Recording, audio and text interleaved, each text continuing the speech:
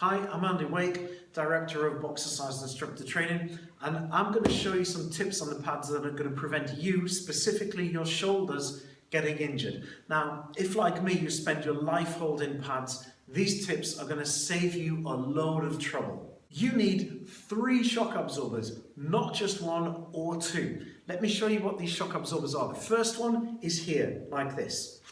There. Never have your pads like this or it's game over. You are going to get a rotator cuff tendon injury there. So your pads can't be here, too wide. They have to be here, like this, with the dot no wider than my shoulder. If it is wider, I'm in a compromised position. It needs to be here. And you can see straight through there so that you can actually coach people.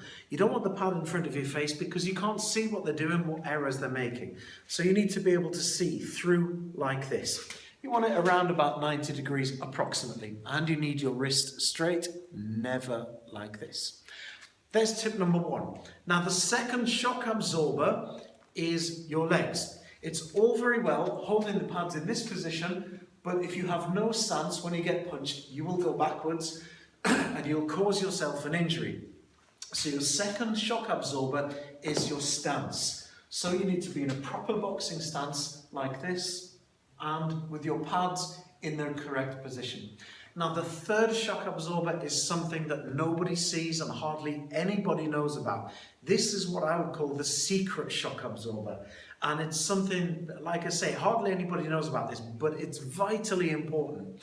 Watch this. If I'm upright when someone punches me, imagine a hard puncher is hitting me, and I get hit and I go into hyperextension. Now you can probably see there my back leg goes straight when that happens. Now when I do that, I lose my second shock absorber, my legs. So this causes us a problem. So what I need to do is I need to have a forward lean like this.